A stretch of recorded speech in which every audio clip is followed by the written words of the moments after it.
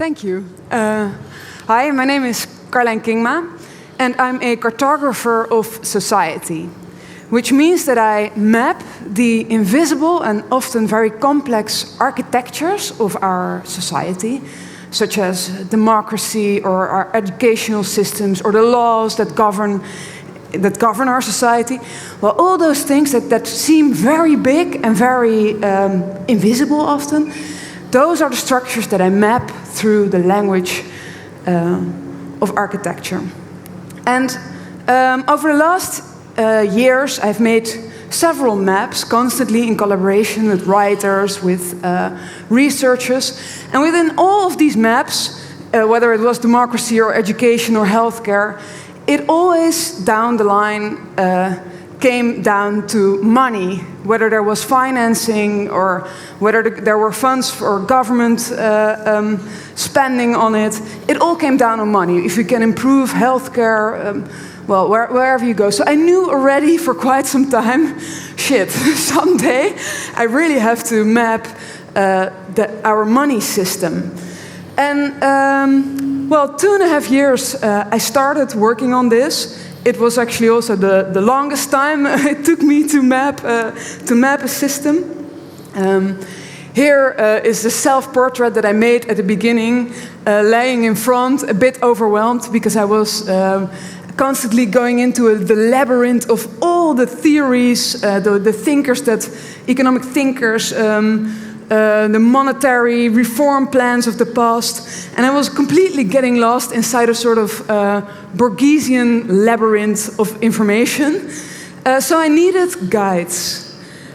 In the bottom corner you see Martijn Jeroen van der Linden, lector New Finance, who was the first guide that I found. He also started Stichting Ons Geld in the Netherlands, a monetary reform group. And in the back you see Thomas Bollen, investigative journalist who often publishes at Follow the Money and spends all of his days inside the maze of financial theories, financial follies. And I started this research by looking at architects and cartographers who already mapped this system before me. They are also drawn inside the labyrinth. In the middle you see Jos de Man. I was not very original because already in 1485 people started to map this architecture, telling the civilians, telling everyone, you need to look at the architecture of this because it has a very large influence on our society. Also giving us other little hints what we should look out for, namely the characteristics of our bankers. Jos de Man thought that they needed integrity, first of all, knowledge of language, and they needed to be very discreet. So if there are any bankers in today, take a short moment to reflect on that. And a couple of 100 years later, we saw another one which I really loved. I cried a little bit when I saw it the first time in real life. This is the Bank of England in ruins. Beautiful drawn, and the message here was as well, look behind the facade, inside the workings of these big, very important financial institutions, because they are actually our institutions, and and the decisions that they make have a lot of influence on inequality and on the kind of economy that we run together. Well, this is the baseline. Now we need to tell our politicians which kind of central bank we want. And our bankers are simply the most highly paid civil servants that we have in our society. So I started this research. Thomas and Martijn kept on flooding me with books and documentaries, and I thought it was never going to end. And then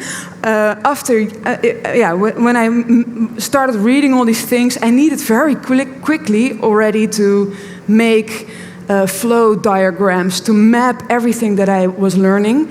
And I needed also a new language for that, because they were talking about, I don't know, collateralized debt obligations, all these kind of things. But I needed to map this invisible structure into something which we, again, can understand. So we can actually tell politicians what kind of central bank we want.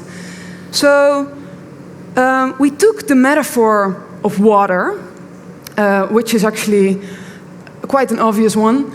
Because when we talk about money, we often use this metaphor of water. We talk about swimming in money, we talk about cash flows, we talk about freezing assets, evaporating fortunes, about liquidity, trickle-down economies. Well, the metaphor goes on and on.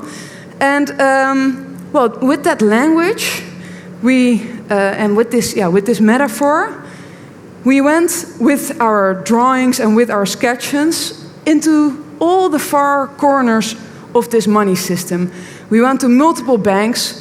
I think I talked, well, over 40 times with people from the Rabobank and Triodos Bank, and we went to the pension funds, to the central bank, to the regulators, to the tax authorities, all the financial markets, all the reaches of the outskirts of all the far parts of this money system, and of course, central in the story, the civilians, us, the people why we actually have this very big and complex money system, the ones that it should serve. And we went there. You see me there with the drawings, entering the Rabobank, for instance, asking researchers there, here, you have a pencil, please, can you draw for me how money is created, where it is flowing, where is it, what is the whole track of this flows? And it was also making them a bit uncomfortable, because they couldn't anymore talk about balance sheets, because I wanted them to draw and follow all these lines. So after, I think, a year of making iterations, more and more maps, where you only saw a selection of the drawings in the previous of the sketches. It was this wall which kept on growing. Also iterating these sketches, going back and telling, is this Klaas Knot? Is this how it works? And then finally we started to draw. And then it took another 2,200 hours of drawing.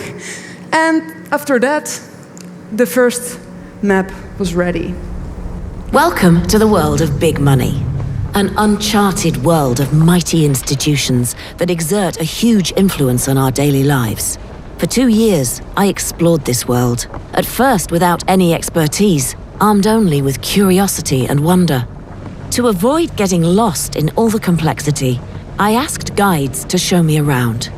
We traveled to the farthest reaches of the financial system and to back rooms in the tops of the highest towers. Based on what I saw and heard, I mapped the world of money. My name is Carlijn Kingma, and I make maps of society. This one, tracing the flow of money, was created with financial journalist Thomas Bollen and money researcher Martijn Jeroen van der Linden. In it, we walk you through a cityscape where money is in motion, its hidden power made manifest. Thank you. Can you hear me? Yes. Okay. So we made this map into an animation. You can view it online and you can see all these parts of the financial system. Right now I'm just going to take you through a few highlights. I'm a financial journalist, so normally I write about the financial system. And I'm limited to a few thousand words, and I can just describe a little part. But with this map, we could just, in one view, map the whole system. However, it has become quite a complicated map. So I'm just going to go through a few details. Here you see the access to our commercial banks. And in our system, it's commercial banks who create 95% of our money, because we rarely use cash anymore, and that is the only form of money which is created by the central bank. This is a fact that most people don't know. It also makes us very dependent on these commercial banks for our money. And whenever they provide a new loan, new money is created. But who gets the money? It's the commercial banks who decide that. And they also decide for what purpose. So what we drew here in this map is how this access to new money, to liquidity, is very unequal. Because if you're at the bottom of the tower, you do not get a mortgage. If you're in the middle, you might get a mortgage if you show your proof of income, you show you have some wealth. And at the top of the tower, you can see almost a highway. There's like this stream, constantly money flowing. For the past 10 years, you could borrow at extremely low cost, and some big companies could even borrow and get money on top of that amount. So they would earn money for borrowing. And here you see this extreme. This is the place where people swim in money. And we drew the yacht-backed loan. That is a loan, like a mortgage. If you're a billionaire, you can go to a bank and you can say, I want to buy a super yacht. And it's going to cost 100 million. And I want to borrow half of it. Then the bank will do that because they make a profit. And the billionaire, well, they have a nice tax advantage because you can then keep your stocks, you don't have to sell them, so you don't pay income tax. And you can still buy your yacht with borrowed money, new money which is created for you, and you keep owning your stock and earning on that as well. Well, this is a mechanism, and there are many of these mechanisms in our money system that few people understand, but they do have big impact on our society. The reliance on commercial banks also has another aspect that we cannot deal without banks, because then we would not be able to transact anymore if we do not have access to our bank accounts. So every time when a bank takes too much risks, and they have an incentive to do that because it will generate more profits, but if it's too much and the bank goes down, there's a bank run, something we've seen in 2008, but also recently, this year, in the US, in Switzerland, then public funds are being used to save the banks. And you see that here in the drawing as well. There's this intravenous drip which goes to the banking system and puts the banks on this life support, continuously funded with public funds. Well, if we go back to this tower, what you see here in the middle is the tower of our real economy. That's what it's really about. Because the idea of the financial sector is to provide money so the real economy can go round. So money makes the world go round. You've heard of that expression. And in the real economy, that's where we produce value. We produce goods, services, these kind of things. Around that tower, you see all these different institutions. And on the right top corner, we see our central bank. Now, this central bank manages the water pressure in the system, but it, again, has only limited channels which go through the commercial sector, and some other channels are closed off. So what we drew here, for example, is a helicopter. Maybe some of you have heard of the expression helicopter money. That would be if the central bank would provide money to everyone instead of loaning out money just to big corporations and governments. Well, that channel is currently cut off, so there's a chain around the helicopter. And in our project, we want to also explore these sort of new channels that could be used and to redesign the system. Here we are at the top of the tower. There we see the shareholder meeting of the big corporations. And if you look on the right side, you see the dividend pot. And in the past few years, borrowing was very cheap for these institutions. And the idea was that that money would be invested in our economy to build factories, create new jobs, things like that.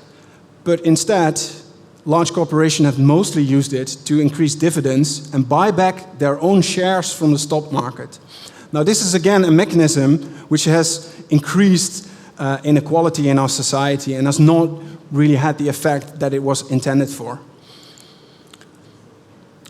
I'm going really quickly, but we have limited time. These are the pension funds. So we mapped also the pension part, where we save for our retirement. Now, people put money in there, sometimes mandatory, and then the money is being invested. And these pension funds say, well, we want to make a 6-7% return, financial return. But in an economy that is growing only with a few percent, how can you make 6 or 7% return? It has to come from somewhere else in the real economy. So this money is being invested through the financial sector, which you see in the back of the map. And then it is used, to, for example, as an investment in private equity companies. Companies like Blackstone, maybe if you've ever heard of them, these very large asset managers. And what do? They buy up houses in our big cities, so also here in the Netherlands, and then they increase the rent of their tenants. That generates a lot of profit, but it also increases the cost of living. So it can happen that the teacher that mandatorily contributes to his pension fund, ABP, then the money is invested through Blackstone and is used to buy up the house, and then your rent goes up. So in a way, you're betting against yourself. Well, these kind of systems, they're essential to see as a whole, but it's very difficult if you look at the single spots in our system. This is the tax system. It's something that has most focus in our politics because tax is obviously a thing that really can change things in a society. And we see here that income is very heavily taxed, while wealth is being taxed only a little bit. This is the depiction of these tubes here is the actual order of taxation here in the Netherlands. And then we come to the political arena, because this is the place where the waterworks are being designed. This system, this money system, is not a natural phenomenon, it's an architecture. So we can actually also choose to change the system, have different goals in mind, make it work better for the real economy instead of for the financial economy. And these things are a political task. So what we did in our project for the next part, because we drew this whole map, we made the animations, and then we thought, okay, we need to bring some perspective as well. Because this is quite a depressing story, financial returns above everything else, inequality is increasing, we're not really succeeding in making our economy more sustainable, so we need a different system. But how to start with that? Well, that's where imagination comes at play again. So we drew these imaginary waterworks, different waterworks, and we redesigned the system in another way. And we made 3 completely different scenarios, and we're going to take you to these scenarios. So the first one is the valley of debt-free money. And the people who live here said, well, this inequality in the world is increasing too much. Let's stop the system where you have private profits and public costs to keep the system up. Let's separate these two. Let's make something which is more public, a public aqueduct where we have a public ledger of funds that provides the basic needs in the society. And then on top of that, we need a financial market, which is actually a private financial market where people consciously take risks.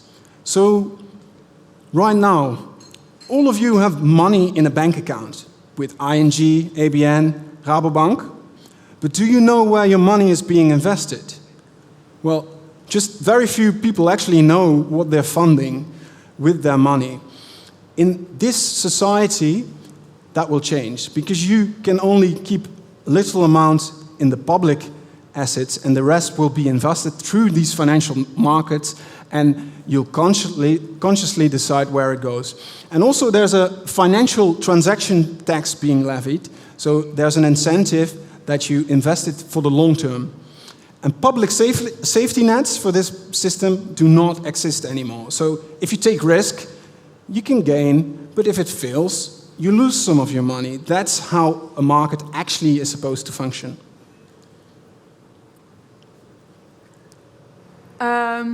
Great story, a bit boring. The first scenario, I must say. Okay. I mean, these scenarios are also to stir up a bit the conversation with all these bankers. Yeah, the first one, there are some parts in it, they like it, they want to talk about it, but I think we need to take it a bit more radical. To the agora of democratic money, that's really the continent where we all want to be. The people of the agora of democratic money finally realized what for such a long time really seemed impossible. They have democratized capital as well as power, which is what it's all about. In front, we see the ruin of the mega banks. There we see the bankers' books with the black holes with which they filled our society with debt for speculation. And in front here we see the graveyards of the mega corporations and the mega banks. And a little bit higher, which just falls off the picture, there's a plate reading in memory of rest in pieces, in memory of all this concentration of power, which hopefully never, ever, ever happens again. You can follow a guided tour every day. All the important public institutions at this continent are again democratized via a direct democracy.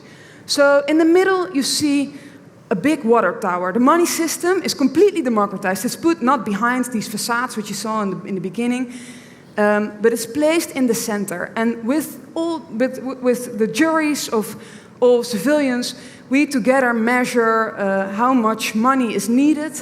Then we create this new money, and we allocate it via a basic income. Because, come on, if we want to stimulate the economy, we should not give cheap loans to big corporations or whatever. We should just give everyone who participates in this economy a bit of money. That is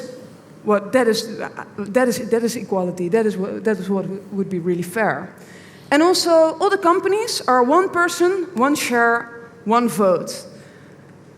Because you cannot hold a shareholder meeting with more than 500 people. It would be completely inefficient if we should make decisions like that. So one person, one share, one vote, which also means that you see that in the back of the map. The stock market has become a ruin. Together also with these huge financial markets, which were growing way faster in the past, in our time, than the real economy. It was completely dysfunctional. And all of that is ruin, and because it was so very often flooded with so much liquidity in those times, it has become this great biodiversity park with all this lush greenery that we see there, and it's the perfect place for a nice Sunday afternoon walk. Well, I'd rather go to a different continent. This is the Republic of 1,000 coins, because the actual problem is not just the corporations, it's the government, it's the lifelines. Look at these big banks. They're here drawn as tombstones, they're dominoes ready to fall over, tip over the next one, and they're all depending on these lifelines from the government, but that gives the wrong incentives. They get the incentive to take more risk, and whenever it goes wrong, the government is there to back them up. So what we need to do is cut loose these lifelines, make sure that the rules are clear, and we need a diverse financial landscape with multiple coins consisting next to each other. Now you see here the famous statue of Satoshi Nakamoto, the founder of Bitcoin, which was a great initiative that started after the 2008 crisis, but unfortunately it failed because the life motto of the Bitcoiners was HODL, hold on for dear life. And then you completely miss the point of a currency because it needs to go around to drive the economy. So what we need is diverse coins. You need to use multiple coins, and you can exchange them here at the currency exchange. And that gives rise to a diverse real economy as well, with different communities where you can have local coins to stimulate local initiatives and to have different values behind your community than just profit-driven motives. And what you see here is a doll of Alan Greenspan, the former central banker of the Federal Reserve, the American Central Bank.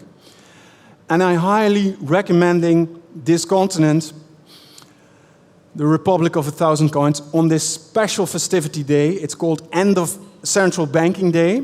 Everybody is dressing up like a central banker, mandatorily, with a very boring suit, tie, and the mandatory briefcase. And people go around on the streets. And this is the best day of the year to come to the Republic of 1,000 Coins. And these are the 3 scenarios that we developed to start. Fit together. Yeah, that start the conversation about our monetary landscape. And right now, we'd like to start the conversation about the monetary landscape with you guys. Thanks.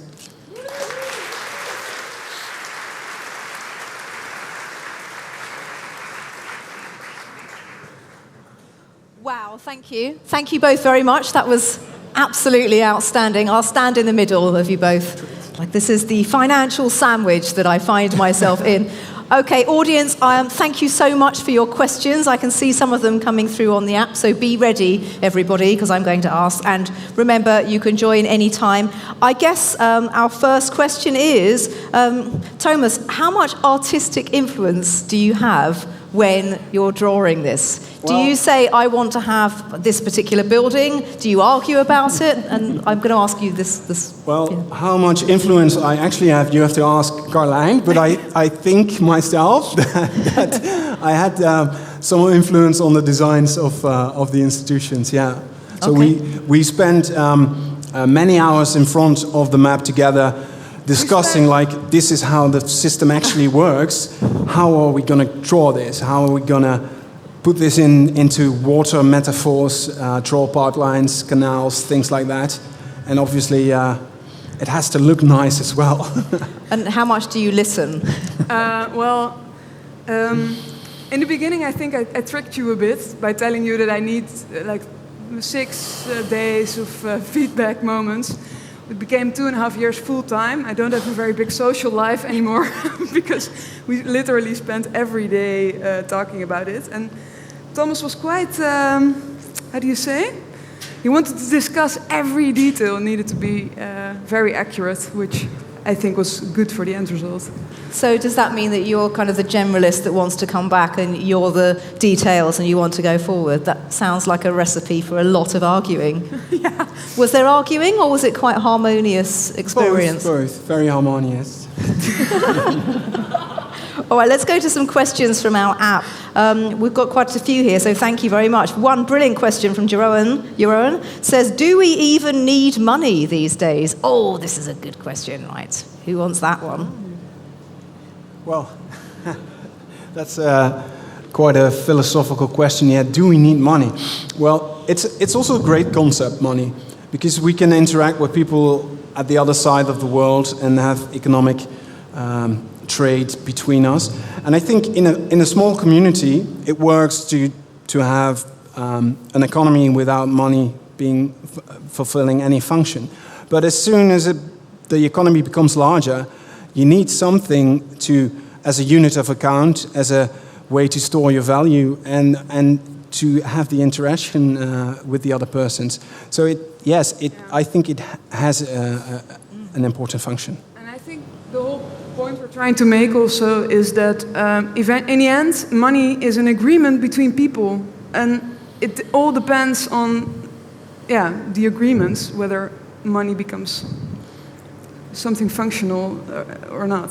And what kind of values lie behind this money? So in the end, it's about the economy, and we tend to forget that in the current system because the motive becomes, I want to get as much money and be financially independent. But we forget that financial independence is not something that can exist for everyone. It just means that you get the benefits from other people working, and you have these contractual structures in which money fulfills this function that kind of justify it. But it can't happen for everyone. So we really need to understand and think about that in the end it's about what kind of economy is like a fair thing, which is a just thing. And the waterworks of our money need to sort of fit to that idea. And yeah, in the current system, there's a lot of narrative about things being just. Well, if you actually look at it, it doesn't seem very just, because the story of you just need to work harder and then you'll get what you deserve, they don't really apply to all people in the world. And money plays a big role in that. Brilliant, thank you. Okay, I have a question for you. As you've become more and more familiar with the financial system, has that changed how you view your own sense of money? And does it change where you're investing, if you are investing, or what you're doing? Are you saving more, spending more? How has this knowledge changed you? I didn't have any time to spend anymore. No, well, I think in all of the maps that I made, inequality, and related to that point, climate change is a central point. So it only makes sense to research all these architectures in order to understand the influence on society. And I now, while doing this research, it feels so central that if we do not change this financial irrigation system, which is completely dysfunctional, we can never solve these problems. So I do become more radical in a sense about this topic, but I think on a personal level, not really. Brilliant, thank you. Some brilliant questions here. I've got one here from Samar that says, how can citizens, I guess individuals or small groups, engage and influence this complex system? I don't know which one of you prefers to answer this one. Yeah, well, that's always a difficult question, because they're a great audience. They want to know stuff like this.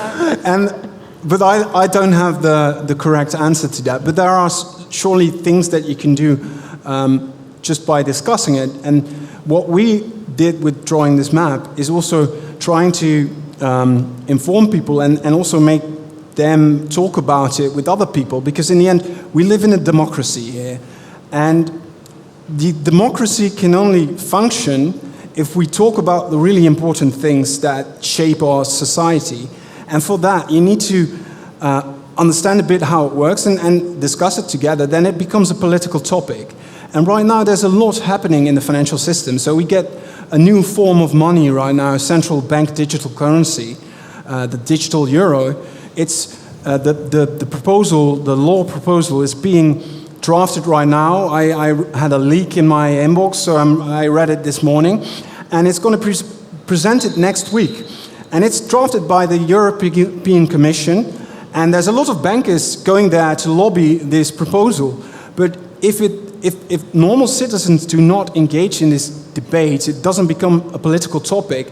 And then, the laws are going to be influenced with different kind of motives behind it, and not just the public good. So I think what you can do is talk about these topics together with other people and bring it up in political things. And of course, things like starting your own coin, they're the small things. These are great initiatives. But if we want to do, in my opinion, if we want to do like the big system, we need the political route as well for that. Right, yeah. I'll go on. Yeah, well, I think that we mentioned it a bit in between, but financial illiteracy, and then we don't mean telling people without money how they should be saving, because lack of money is also very often not really a problem of character. It's a very structural problem in society. So financial illiteracy on a systemic level, understanding how debts are being created, and understanding why money is not trickling down, why it's very easy to become more rich if you actually are already rich. So all these mechanisms, I think, are very, very important to understand and discuss and normalize in our society. And then eventually, hopefully also politicians will one day believe that they can win souls with addressing the money system. And then, We've had multiple questions on the chat about the medium and the nature of your drawing. So are you using pens or pencils? Do you make it big to start and then shrink it down? What is your process just in terms of the physical act of making the marks? I start in the left corner and I end in the right. Do you use like a particularly small pen? Do you use pencil? Yeah. I use the smallest pen in the world, actually the Rotring pen 0.13. Oh. And the Rotring factory stopped making them, so I'm also a bit... if anyone still has them, please send them to me.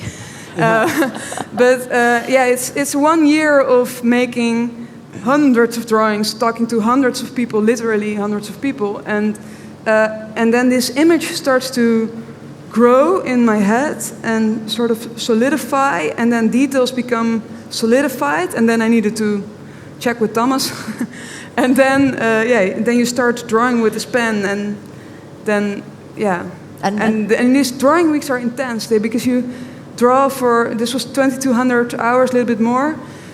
And you draw for 5 months, and then there are weeks which are like 100 hours a week only together drawing and working on these maps. But yeah, you need, because you can also not make a mistake. So yes. And how big is the final canvas? Well, the originals are in the Kunstmuseum The Hague, and they are the Waterworks of Money. The first one is 160 and 120. Yeah. 160 by 120 centimeters. Okay, so my height on the side, pretty much. Wow, my goodness.